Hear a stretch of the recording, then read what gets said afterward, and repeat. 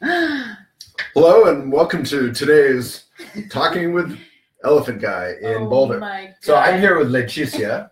Pretty good, right? Yes. Pretty good, not so good. Say Leticia. Leticia. But that's pretty good. All right. Yeah. I've been practicing for 20 minutes to very little avail. So we've known each other off and on for a couple years.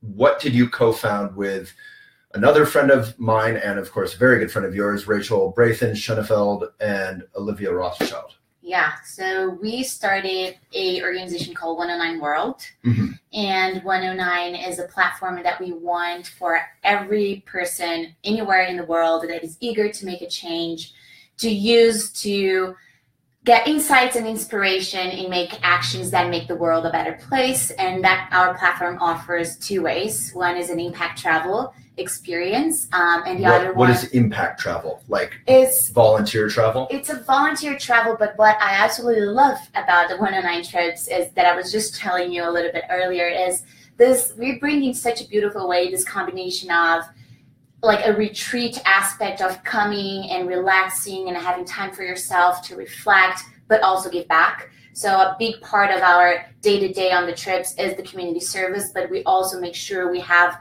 time allocated for exploring wherever the destination we are, practicing yoga or Muay Thai, whatever the activity for that specific trip is. Yeah, I struggle to travel sometimes because I'm a Muay Thai expert. I don't know if you know that. Yeah, I practice. That's why you're joining Thailand in April now, right? Exactly. I've committed. I'm verbally. so happy. Yeah. Mia will be super happy to see My you word too. means nothing, but yes, I have committed. So I like to practice like at least 3.5 hours, usually on a mountaintop, shirtless. It's not very impressive, but no, because usually I think they practice 8 hours a day. Yeah, no, but so let's talk about Thailand as an example. Yeah. How many people go on a typical trip? Between 25 and 30 people. So it's a kind of small but kind of big. It's a good size. Exactly, it's a good size. Like it's not too intimate, but it's like still fun. Yes. And you go and then you volunteer a whole bunch. You make the world a better place. Then you have fun or you exercise or whatever. Yes. I will use the Puerto Rico trip as an example, just because Thailand, it will be a little bit different. Okay. But Puerto Rico, which is... Thailand, you're not doing any good. It's just all selfish. We're not doing any No, good.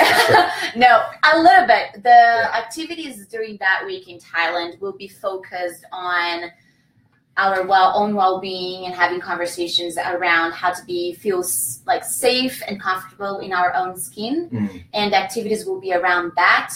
But we do have a give back side to it, which is a portion of each ticket when you book we will donate to a orphanage Muay Thai gym in Thailand. So it's this lady that started this amazing initiative that she hosts homeless girls, but also underprivileged girls, and teach them Muay Thai and empowering activities to try to lift them out of poverty. And Muay Thai, for those who don't know out there, I actually don't know. It's like some sort of martial arts, right? It's a martial art from Thailand, originally from Thailand. Let me do a little commercial break. So our sponsor is Pepsi. I'm just kidding. Our sponsor is Aspiration. They're a mindful bank.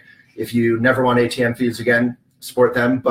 And then everybody here, and the link is in the comment. They're actually a really good company. I've interviewed them. You can put the interview in the comments as well.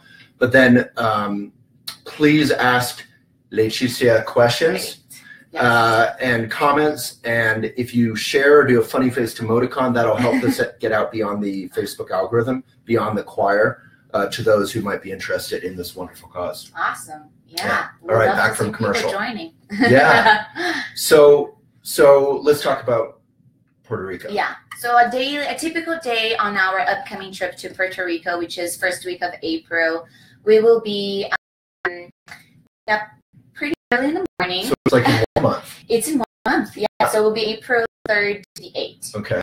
And people can go if they're interested. We still have 5 spots left. Okay. Yeah. How fun. And we will be waking up in the morning, having breakfast as a group. Our meals are always themed, so we're always having one conversation around the table. Wow. And after breakfast, we go So it's introvert hell. Basically, if you're an introvert. You're not obligated to really be a part of. But I think it's so funny how if the community got connected so fast, I think it's how we all really supportive. Yes. Yeah. Like everybody's there for a little bit of because of the same reason at the end of the day, so it's easier to connect. And does it like everyone just shows up in their own unique, great way, and everyone's supportive, and it's kind of cool? Absolutely. That's how all our trips are. Yeah. And we feel there's a lack of like experiences and trips that actually allow you to be that free, of like express your opinions and join activities if you want, not join if you don't want, and speak up and share cool. Yeah, it's nice. Yeah, so we wake up in the morning, have breakfast together, go straight to the community. In this specific trip, what we are doing are with people booking the trip, a percentage is going to sponsoring training for 60 families on how to build rainwater harvesting systems. Wow. So we will have... Did these families want that training? Yes. Or do you force them to have rainwater harvesting training? Yeah, that's a huge... I think that's the biggest challenge of 109 is finding local, credible grassroots organizations to partner with. Yeah. CJ, who is our producer, she's over here, and I were talking about that. It's always a tough balance. Like I've been tight with Sean Korn, who does Off the Mat, Into the World, and this finding a way that is not just like going to these countries and imposing some idea of helping, which may be well-intentioned, but can have all kinds of bad effects. Exactly. And not be even that helpful. Yeah, totally. Or helpful and then it falls apart. Or one-sided helpful, right? Like for people coming to the experience, that would be life-changing. But what about the community? How or you're is just that Instagramming yourself doing it. Exactly. Yeah. No, that's not. So you have to find good partners to work with. Find good partners, and when we approach them, or sometimes they come to us, which is the ideal scenario, because they already see the value, they already know what they want from us. Right. So it's easy to co-create something. Right. But when we approach some of them, we generally ask, how can we help? What is the next level for you? And how can 109 help you get there faster? So sometimes is funding. Most of the time is funding. So that's our motto with the trips. When you come to the trip and you pay for it, usually 30 to 40% of that ticket goes to sponsor the project or go as a donation to our local partner. Or sometimes it's just spreading the word. So typical businesses like maybe Elephant are psyched if you make like a 1% profit for a year, maybe 7%. You're like, so you're giving away 30 or 40%. Yes, of each ticket. Like just from the top. Yes. And then how do you compensate for all that? Through donations generally, or grants, or? So how we work is, again, it's the amount of people coming on the trip and paying for it. So each trip is designed according. That's why not all trips are the same cost, because it depends how much money we need to support the project.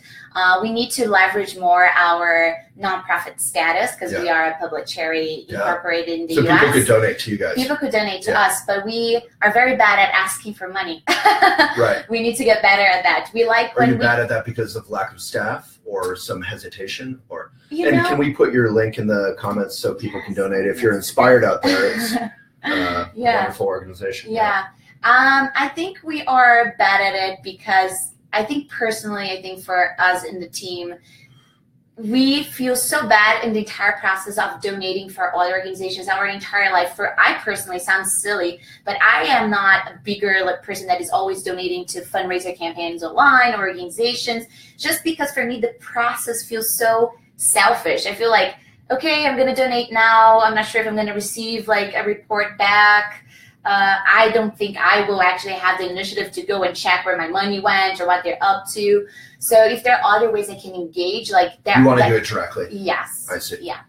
Right. I prefer that. But of course, it's so helpful to have the smallest contribution regularly. Yeah. Those actually sometimes are the times that save us, those people that are contributing. We have so many people that donate $2 a month. Yeah. But at the end of the year, that is so huge and that is so helpful. And to know we have that amount, every month, it just makes our heart so warm because it doesn't matter, impact is impact and help is help. It doesn't matter how big or small it is. And we appreciate all of them so much, all of the supporters that try to contribute however they can. It's super important for us. Cool. So this started was like the three of you were friends socially. How did this start? So actually it started, the idea was born from this beautiful individual that which is Rachel, a powerhouse woman. Maybe put some of my interviews or the wedding stuff in the comments. Yeah. No, really, So she just, over the years, built this massive, powerful, loyal community. And she knew that this was not only a responsibility, but her opportunity to leverage them to make a difference in the world. Yeah. So she approached Olivia, who's our third co-founder, and they are best friends from high school. Yeah. And approached Olivia, and they started thinking, what could she do? How could she leverage the community? And Olivia pulled me in because I met Olivia in our master's degree. We studied social entrepreneurship together in London, and we connected right away and became very close friends. So that was 3 years ago, and then Olivia said, let's create something for Rachel. So we started thinking in a way of thinking about ideas, brainstorming about ways that Rachel could leverage the community, the Yoga Girl community, to make a difference in the world. So Rachel is a yoga girl Yes. on Instagram, etc. Yeah. Yes. And as the brainstorming started developing, we decided to create an organization, the three of us, and actually not be only focused on Rachel's community, but also we thought that if she's having that questioning, I have this massive community now, how can I leverage them to do good? Probably other people that are becoming very famous or gathering this huge amount of people that would like to interact with them 24/7. How can they probably have the same questioning too? Like how can I leverage to all these people to do something more meaningful and impactful? So that's why we decided to be an organization not directly, strictly just serving Yoga Girls community, but approaching other influencers and helping them or wanting to be a platform for them also to bring their community on board.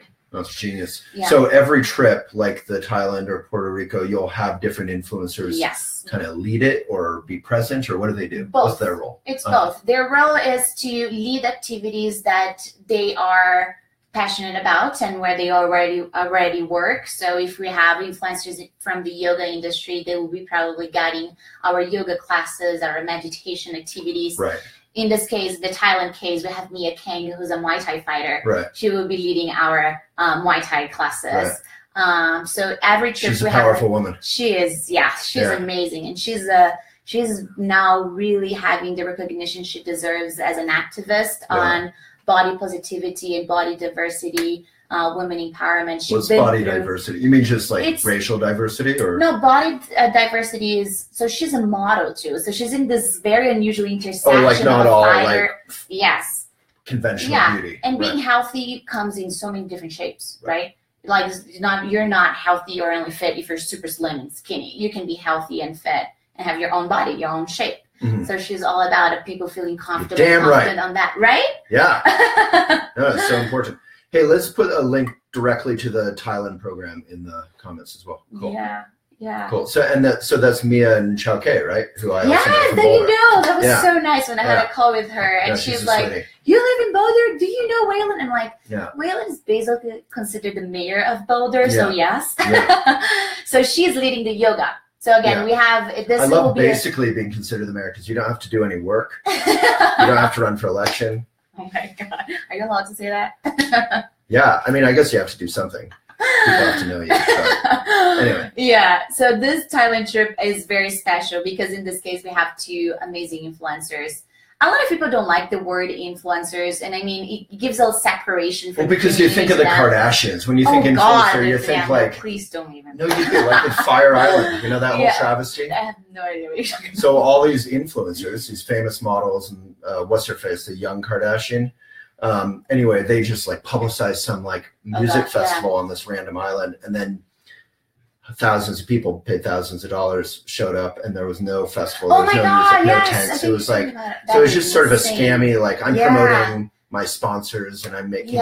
It's just very superficial and kind of weird world sometimes. Yeah. But why I love Rachel and other folks who I love on Instagram or elsewhere, the only reason I ever admire any of these people is because they're using their platform for something more than themselves. There's nothing wrong with selfies or celebrating your life or whatever, showing your lunch. But if you can use that platform as Rachel has done for gun safety, or for, you know, bringing people together, like Sergeant Pepper's, you know, like saving totally. rescue animals. Yeah, so that's exactly how we define an influencer, is a person that has a community. It doesn't matter the size of the community, has a loyal community, an engaged community that will be part of impactful initiatives if we go and invite them to come and join.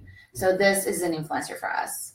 So if they have a community that is listening and that would like to be part of this impact, change the world movement, then we are more than happy to have them lead and join on one of our trips. Cool. Well, let's find out if people are interested in the elephant community.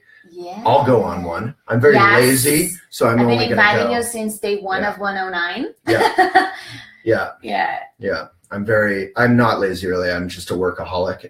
And you know something about that. Yeah. Being a workaholic. Okay. So it's hard to get me to not be right here working on my laptop. But anyway, I'm super boring is basically what I'm saying. So, so I know your boyfriend very well. So let's get personal for a second. Not personal in a invasive way, but let's talk about the workaholic thing. You work so hard, as does Daniel. Close to Daniel, I'm not a workaholic. Right. Close to everybody else that I know. I think I was the only person in Boulder for a couple of years working as hard as him. For years, I worked harder than I think anybody, but I'm old, so that was before his time. But we had this thing where like at 3 a.m. we'd be working and blah, blah, blah. And all of Facebook would be dead, except for like our two little green lights. And we'd be like, hey, what's up? You know, so many times. Not proud of it. So funny.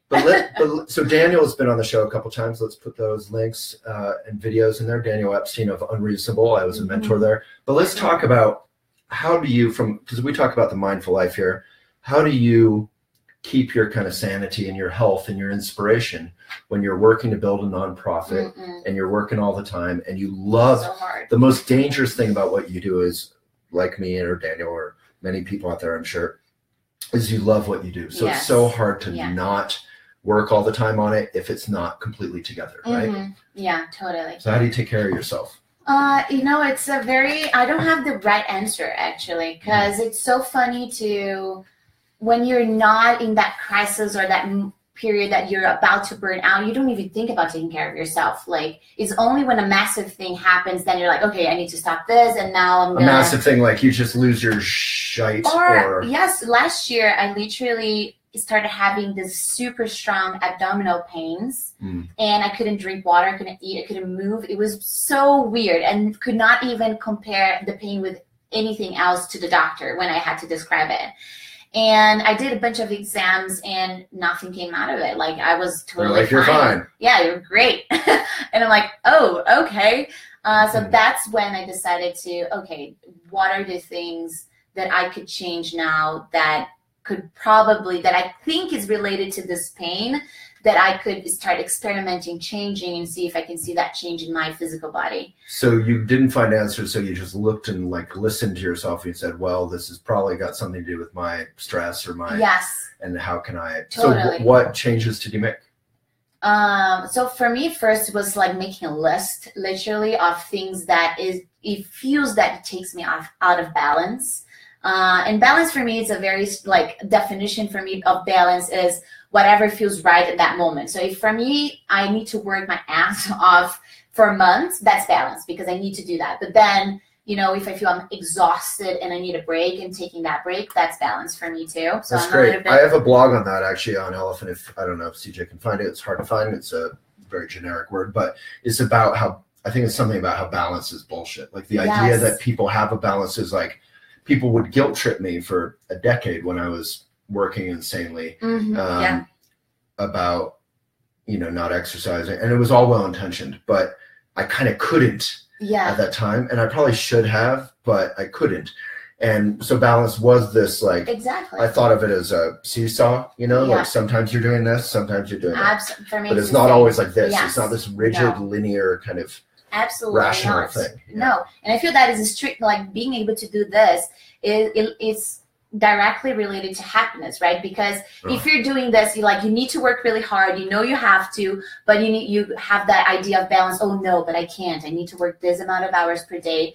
In the end, like in your head, you're like not 100% happy because you know you should be doing that. You know, it's so funny. I've become much more selfish in a good way in the last few years as I get older. Like last night I was going out with some friends and there was this thing and everyone was going to it. And I was like, I'm going to go home and feed my dog and I'm good. And everyone's like, you can tell people are like disappointed. They're like, they take you from here to here. They're like, they kind of count you out of stuff. And I'm just like, I'm doing what I want to do. Yeah, totally. At all times. Yeah, that's important too. But again, the balance again, right? And then sometimes showing up for them is very important too.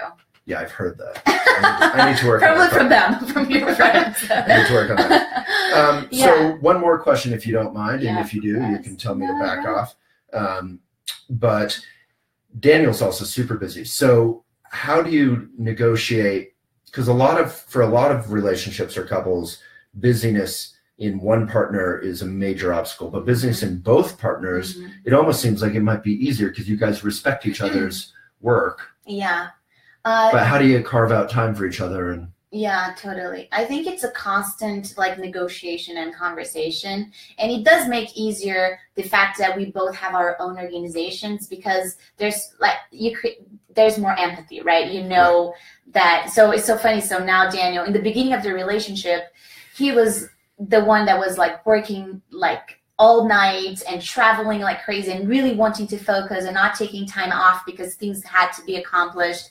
And I was in a more starting so I could, have my weekends and go to bed whenever I wanted. Yeah. And now it's the opposite. I am the one. So it's so... Right, because he has a bigger organization has an amazing team supporting him. And now we're in that phase, we need to grow, but we have a very, very, very small team. And 109. So it's that, if I could, I would be working 24/7.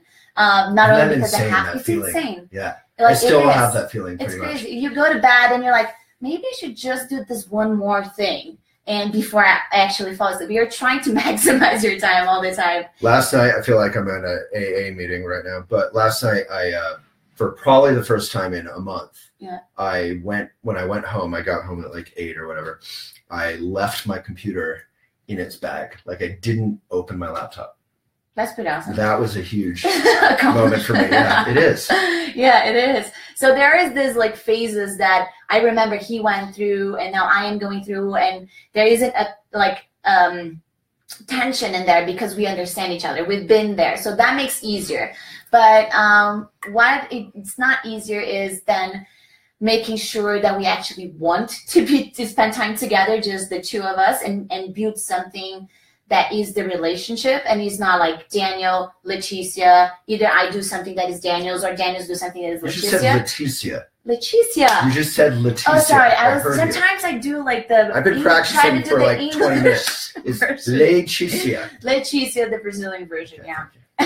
Really freaks me out there. So it's building this one thing that is the relationship that is harder because then it requires time, it requires dedication, it requires you actually wanting to build that together. Do you two leave, if you say we're going to spend a weekend together and do something, do you leave your phones and computers away, or do you work together? Yeah, we both. So there are weekends that we're let's be absolutely offline.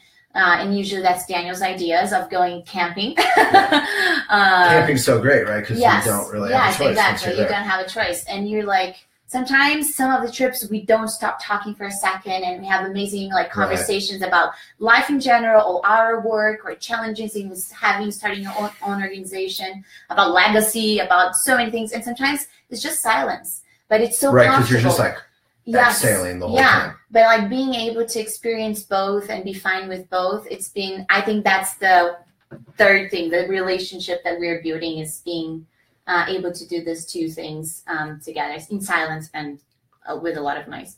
So, okay, cool.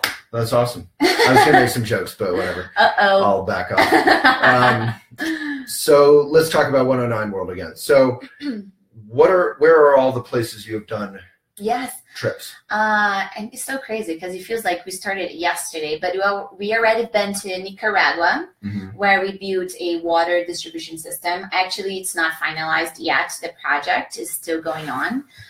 We went to Latvia. How does it still go on if you're gone? So the local team takes it. And exactly. 109, we partner with an already existing organization and project. That's almost ideal, is now it's like a local project. Exactly. We try to advance these projects and these initiatives, and we don't like recreate from scratch and own it 100%.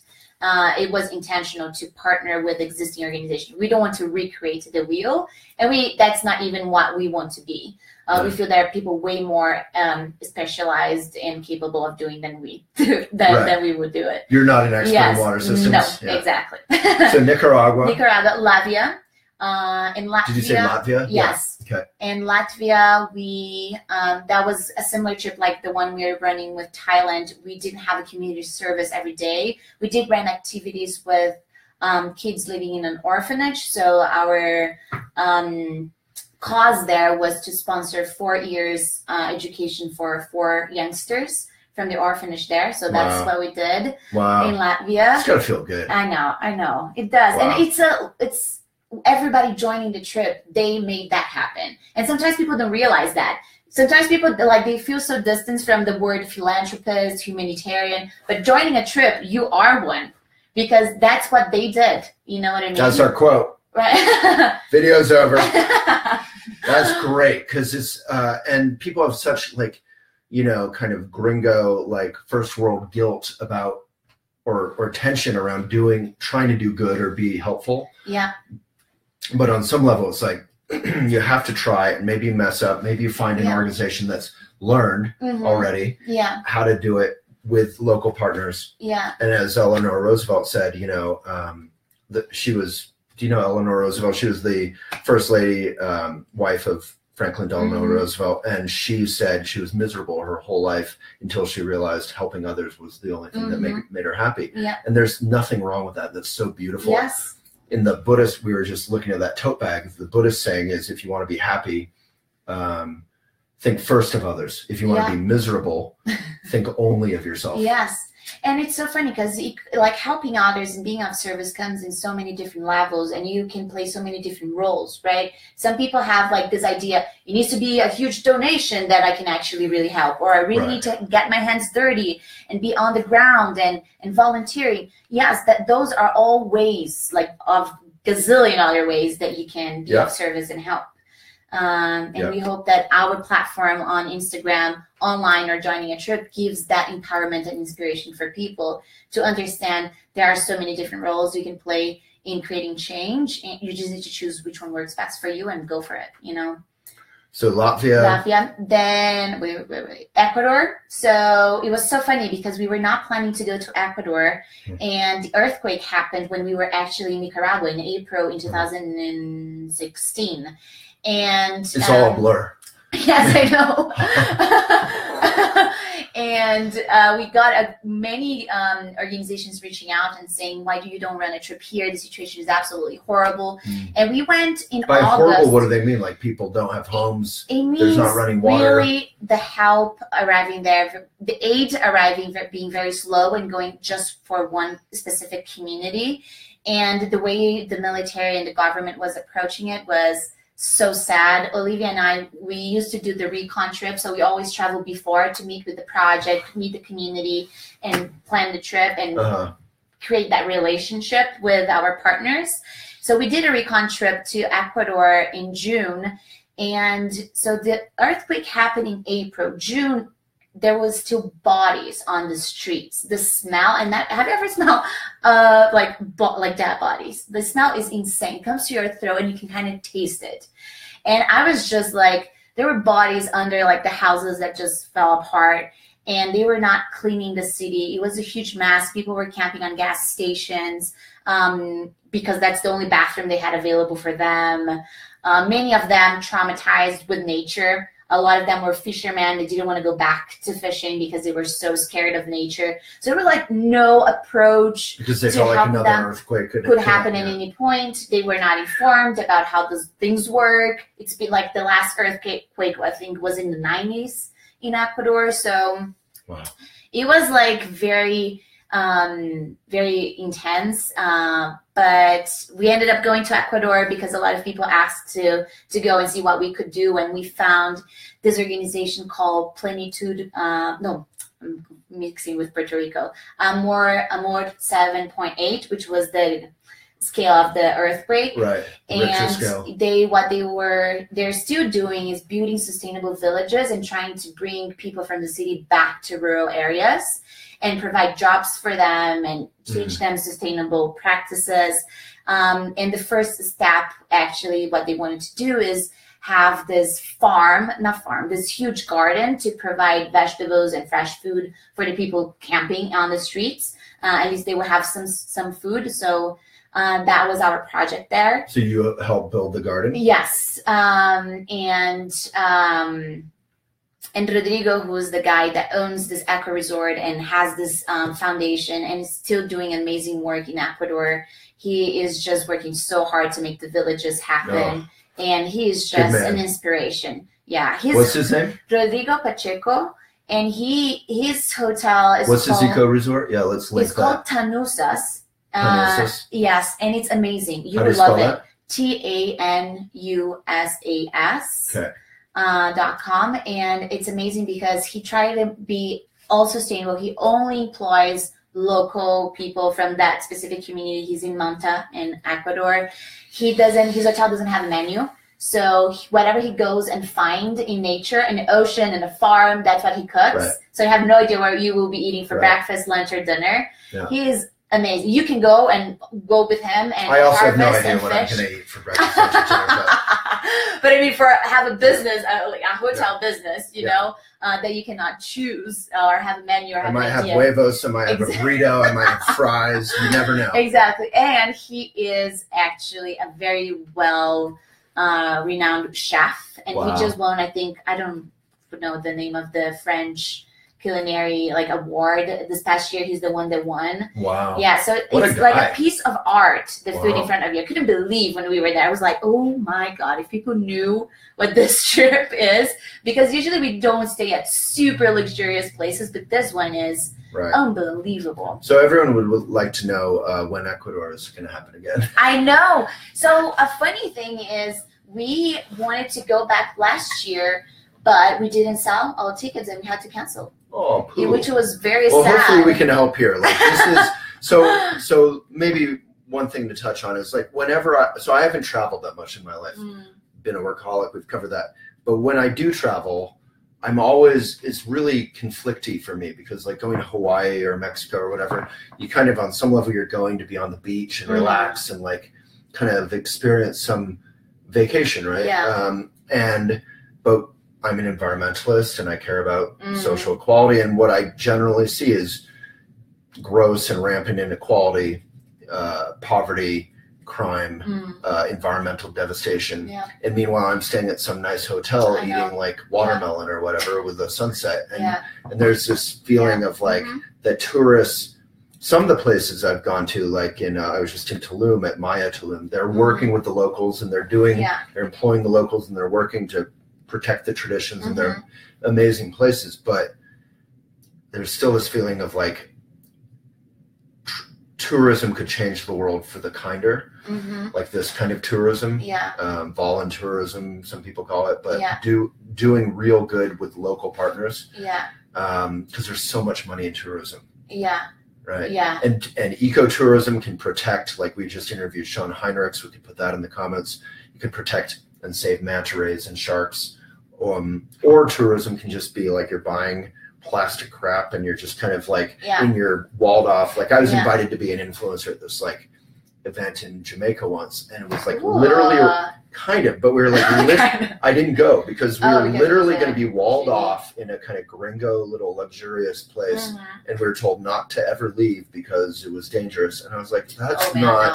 I'm not going to go join a bunch of like whitey influencers like myself and just it felt wrong, you know. I know. And a lot of people feel a little bit off when they always ask where are we staying, why we're staying in such a nice hotel, but also there's that responsibility that comes to whoever is organizing a trip for the safety of the participants. And you have largely women, I'm sure. Like 95% of so you got to be safe. I get that. And there's nothing wrong with having a good situation if you're also trying to help. Exactly. Right? And how you do it then? Okay, so you're staying in a nice hotel. Can this nice hotel be local owned? You know? Right, exactly. Is it, how like do when they you travel and you go stay at a Marriott, like or a Hilton, you're like, yeah, exactly. Come on. There are maybe, I think situations that might be that you can't, because then also it has the fact of who offers the best deal, because in our model, for example, the more we save on that logistics side, more we can donate and contribute. Yeah, you're working with reality. Yeah, with many things. But I mean, there's so many nice, interesting ways to approach that you know? So I feel a little bit upset when people judge and criticize in the first place, like, oh, why you're staying in this like super awesome place. And I'm like, yeah, but are you interested in learning the process that we thought about why we're staying? Well, but it's also just social media land. Like everyone loves to be an armchair critic. Yes, you know? Yes. But when you're actually going and you're learning and you're trying to do your best with good intentions and working with locals, like you're going to create something that is wholesome and having a really, powerful effect. So maybe let's conclude with, we didn't get through everywhere you've gone, right? Yeah, I will say super quick. So we went to Ecuador, then we went to Aruba. Then we That's where Rachel is. Yes, where Rachel is. And we supported her other nonprofit, Sergeant Pepper's Friend, which is an animal rescue. Yeah. And we contributed. It's pretty much the cutest Instagram account. It is. In the world. And then we went to Greece, which was my favorite trip, around a cause that actually was the only time I thought that maybe that's what I want to do for the rest of my life. It was around the refugee crisis, and we rebuilt a school in a refugee camp. And Daniel went to that, right? Yes, that was the only one actually that Daniel went. Daniel. Then Sweden, which was our actually first only women trip, focused on gender equality, all like the movements now being formed, like Me Too, so about sexual harassment. So was that one helping some local situation, or was it more of a that one was conference almost? Was more like a gathering and creating this safe space and community for women to share. We feel like these movements online are beautiful and so powerful, and thank God they exist. But I feel that having this in-person experience of connecting and sharing and opening with other women, it's very powerful. And just making like this friends that you can count on, and then you can reflect with. So that was recent? That was Sweden.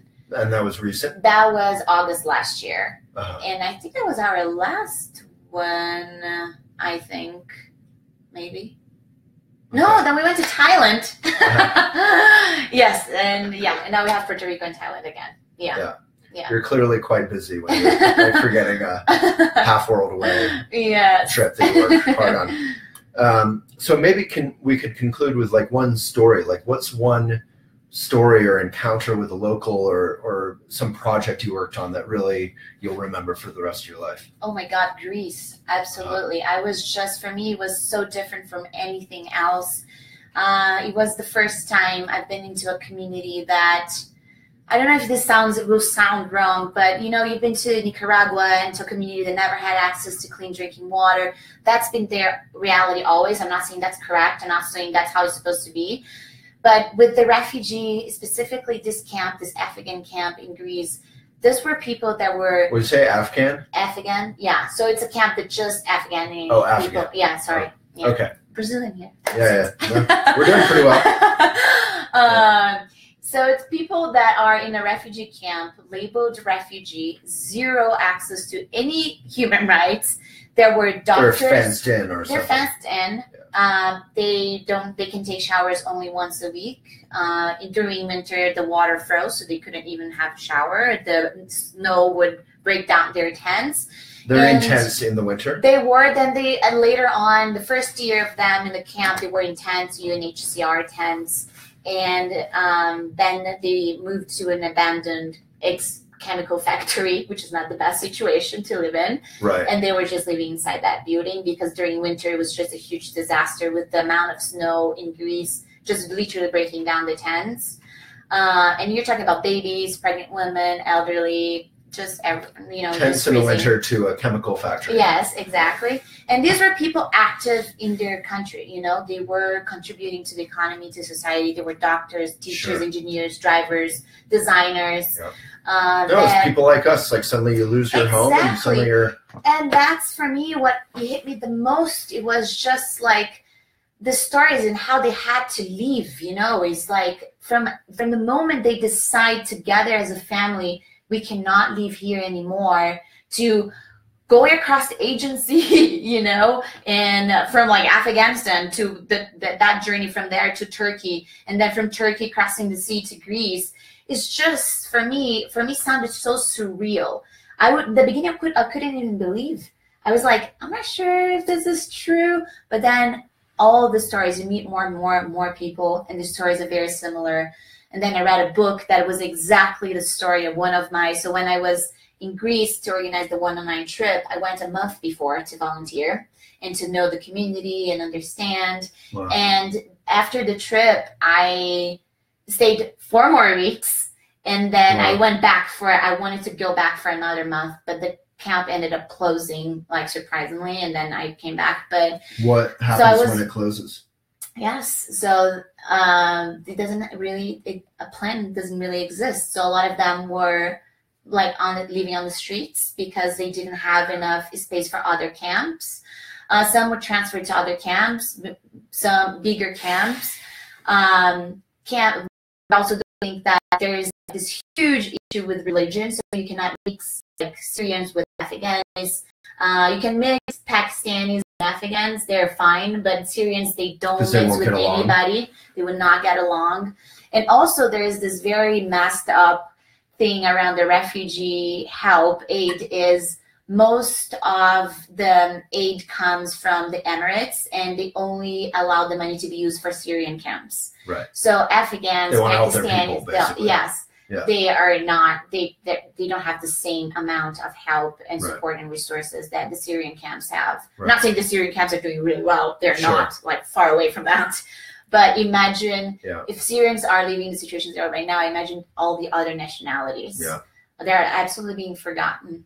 And they have no idea until when they will be living in the camps. People don't say, they apply for asylum and they're like, okay, you will hear from us, but when? No, you will hear from us. Some of them have been living in a camp for 2 years now. So it's pretty crazy. So I know when the camp closed, which was a surprise, it was literally like this. Every Friday it was a community meeting, and the camp manager would just give announcements and understand what the needs were from the community to try to meet them and just have that sense of community in the camp. And one day the UNHCR came to her and said that she needs to announce that the camp's going to close in 2 weeks. So everybody needs to start, like, thinking what they want to do. And she's like, what? There's no instructions. There's no plan. There's like, wait, what do you want me to do with 700 people? Like, it's going to close in 2 weeks. And I remember when we were there and some buses came to take some families to either some camps, or some families went to some housing in Athens, but that will be sponsored only for 2 months. Then they would need to figure out what to do. The bus come and they packed all their stuff. Think about a family of 6 people. They have like 3 suitcases. That's their life in there. And they're putting all the bags in the bus, and then they realize that all the bags will not fit in the bus because they didn't plan for that. So you know what they do? They start asking the families to choose which bag they want to put in the bus. Oh my God. People that are already lost. So all that. I'm going to LA this week, and one of my colleagues who I travel with will bring like 3 suitcases for a 4-day trip. Exactly. And, you know, like, I've been working, you know, I grew up pretty poor. I've been working my whole life so I could, like, own a house. And then, like, these people are losing all of that. Yes. And the stress levels. Yes. And they're trying to protect their families. And I'm sure the security for women in these camps. That's another conversation. For children. And children, right. The exploitation, the trafficking, probably. Yes, yeah. It's a huge issue. And let alone, like, daily getting your children education or. Exactly. Oh my God. And for that to happen, first you need to treat the trauma, right, that they've been going through. And that is like destabilizing the entire family structure, dynamic between husband, wife, father and kids. All of that is a huge mess. And then you're locked in a camp, and before you used to provide to your family, you had some cultures, man is the provider and is the strong figure. And now they're like a mess. Right. You know, there's no role for them anymore. They feel lost. And that's when the big challenges, you know, like, just start. Yeah, there's this feeling of you want to protect and take care of your family, and you're completely violent. You've lost all sense of And it's so interesting for me. It was so interesting to see. So not only that situation of the refugee crisis, about thinking, oh my God, but that could happen to so many other countries that could start being in war, and happen to us. But seeing the women, how resilient and strong, my opinion, stronger than men. Yeah. It was just, for me, so emotional to witness. Wow.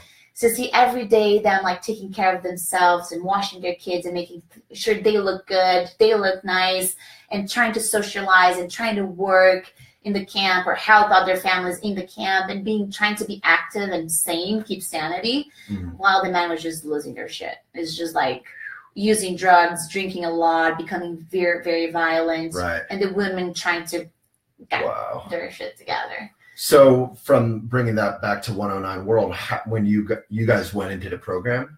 We did a program there, yeah. So how do you help, and where are you staying, and are you having fun at night? Like, that's such a... Yeah, that was a very intense trip. Yeah. And I would say that most of our participants from that trip, they continue to become, ambassadors for this specific cause, which was, for me, so... I think the proudest moment of 109 for me, I think. But our trip there, so we found this camp, and the reason why we chose this specific camp is because UNHCR, of course, was sponsoring it, but 2 nonprofits were managing it, and usually that's not common because the military usually is the ones that manage the budget from UNHCR and manage the camp. But this was a very specific, like a different camp, because these 2 nonprofits came and visited the camp and say, hey, the situation here is absolutely horrible. It's a smaller camp, so we can manage and try to make it be a different one, and let's make it in a way that we can try to offer opportunities for the residents so they're not just sitting waiting their life pass like any other camp. So their proposal was to have a school. So that was actually the only camp that had a school, like a physical school in the camp. And that had a professional program. So they were literally paying the refugees if they need to fix something in the bathroom or fix a window or so they would make the community work, and the community wants to work. They want to do something. Gives you so much pride back, and some sense of control, like you can do something and get money. Exactly. And she actually, Lisa Campbell, who is the founder of Do Your Part, which is a disaster relief organization, she was the one managing this specific camp. And one thing that I thought it was brilliant that she created was make the residents create products out of clothing that was donated, but the community couldn't use, either because it's not appropriate or it said "fuck you" on the shirt, they would not wear it, and also the tents that broke down. Instead of burning all of that, so they started creating bags like tote bags and backpacks and just a bunch of products that the community could sell, and 100% of the money will go to the residents. Can people still buy that? Yes, stuff? It's called Inofita Wares, but how we spell it's a little bit complicated. Should I spell now or after? Yeah, let's do it. OINO. No, wait, sorry. I need to write it down. Well, we can figure it out. We'll put it in the comments after. Yeah, it's beautiful. Like, actually, I bought so many bags, and I can guarantee you, like, 100% goes to them. It's amazing. Cool. Awesome. Nice work. And so that's in the comments if anyone wants to get a bag. And this is still ongoing, that people are still making money doing these bags. So after the camp closed, she made sure she got a piece of land and transformed what she had in the camp as a community center. So now it's a place that residents can still come, and because they were friends, they became friends and a big family, right? And now they were dispersed across Athens or cities around Athens in Greece. So she wanted to make sure there's this safe space with like familiar faces to come and meet, and she is running activities like sports activities and trying to get some English and Greek classes. And the Inofita Wares still exists. She got some sewing machines donated, so she's still full on with the project there. Well, I hope 109 World gets much bigger and can save the whole planet. And we can all go on together. We probably can. Yes, I hope so. Yeah, maybe we should do one trip for Elephant Journal. Yeah, exactly. Right? That would be cool. Actually, you guys can pick a cause and just go. Yeah. We'll go to Portland and we'll help restore their permaculture gardens that are threatened by free range Oh, and God. sanctuaries. At least you kidding. didn't say builder. Yeah, exactly. No, that's a wonderful idea. So thank you, Leticia. Great. That's great. Really? Leticia? Leticia, that's pretty good. That was pretty good. And thank you so much for your work, Thank and to you. Livia and Rachel. And Yes. everyone go follow 109 World on Instagram. Please. If we can link that, great. It's already in the comments. It's actually a very nice, worth account to follow. Yeah, Actually. it is. And let's all go on a trip. And if you Yes. appreciated Leticia and 109 World, please give it a like or a love, and that'll help it get out beyond the choir so that they can keep doing great work. Well, thank you so much for your time. Thank you so much. and your work. Love it. Super enjoyed. All right. Bye.